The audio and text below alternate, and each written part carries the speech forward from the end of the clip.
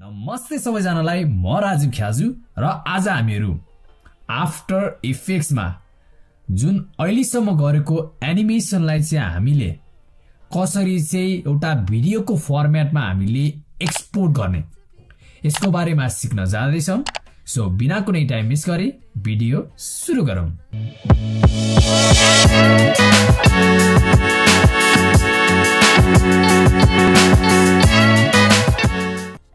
हामीले भिडियोलाई एक्सपोर्ट गर्नको लागि जुन भिडियोलाई हामीले एक्सपोर्ट गर्ने हो त्यसलाई चाहिँ हामीले सिलेक्ट गर्छौं।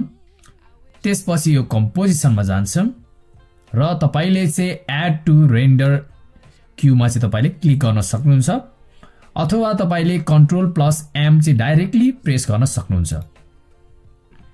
यो गर्ने बित्तिकै यहाँ तलतिर यस्तो प्यानल आएको छ। सुरुमा बुझौं रेन्डर सेटिंग्सको बारेमा। सो रेन्डर सेटिङमा चाहिँ तपाईले बेसमै हाल्नुस् र रिजोल्युसन तपाईले फुलमै हाल्नुस्। यति गर्नु भइसकेपछि तपाईले ओके गर्नुस्। त्यसपछि हामीहरु आउटपुट मोड्युलमा जान्छौं। आउटपुट मोड्युलमा लसलेस रहेको छ। यसमा हामीहरु क्लिक गर्छौं। क्लिक गर्ने बित्तिकै एउटा यस्तो प्यानल आउँछ। सो यो प्यानलमा चाहिँ हामीले के गर्नुपर्छ भन्दाखेरि AVI मै राखौं।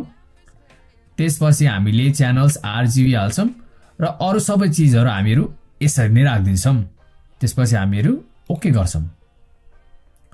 अब चाहिँ तपाईले आउटपुट टु कहाँतिर पठाउने हो यसमा चाहिँ तपाईले क्लिक गर्नुस्। अब जस्तै कि मैले डेस्कटपमा हाल्छु। डेस्कटपमा चाहिँ मैले यसको नाम चाहिँ भिडियो भनेर हाल्छु। सो भिडियो 1 भनेर मैले हालिसके र सेभ गर्छु। त्यसपछि तपाईको राइट साइडमा रेन्डर भनिरहेको छ। यसमा चाहिँ तपाईले क्लिक गर्नुस्।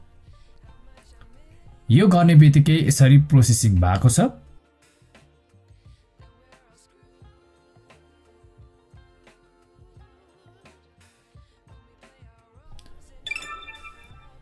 रेन्डर भइसकेको छ। हामीहरु ओके गर्छौं र यो भिडियो यतातिर आएको छ।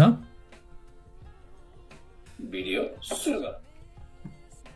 सो यो भिडियोमा चाहिँ हामीले प्रपर्टिजमा गएर हेर्यौं भने तपाईले चाहिँ सक हुने गरी जीबी मा रहेको छ। सो 5.84 जीबी मतलब कि एकदमै धेरै स्टोरेज खाएको छ।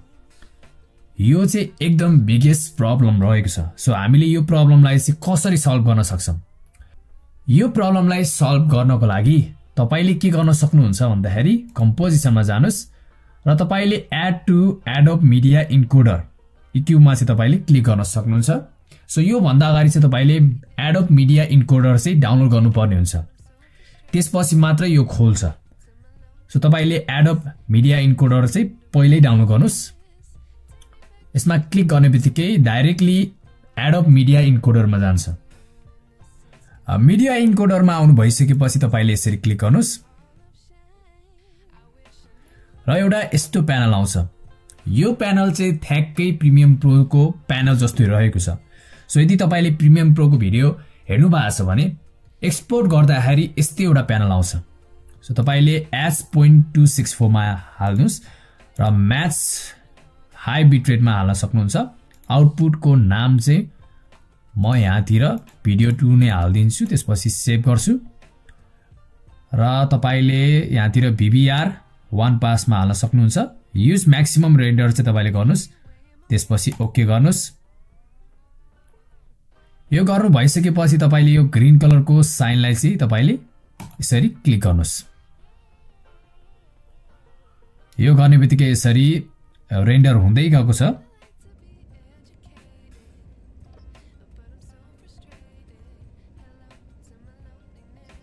तपाईले डाइरेक्टली आफ्टर इफेक्ट्सबाट एक्सपोर्ट गर्ने र तपाईले सेकेन्डमा जुन चाहिँ हामीले मिडिया इन्कोडरबाट गरेको डिफरेन्स चाहिँ हामीहरु हेर्छौं। सो भिडियो 1 मा चाहिँ प्रपर्टिजमा हेर्ने भने 5.84 जीबी रहेको छ। एकदमै ह्युज अमाउन्टको रहेको छ। र सेकेन्डमा हेर्नु भयो भने तपाईले चाहिँ 5.84 MB एकदमै कम रहेको छ। सो भिडियोको क्वालिटी पनि तपाईले चेक गर्न सक्नुहुन्छ।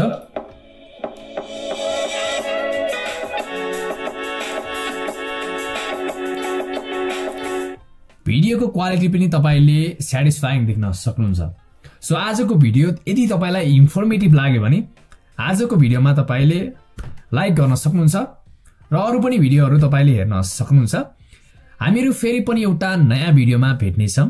तबसम्मको लागि stay safe, stay healthy and bye bye.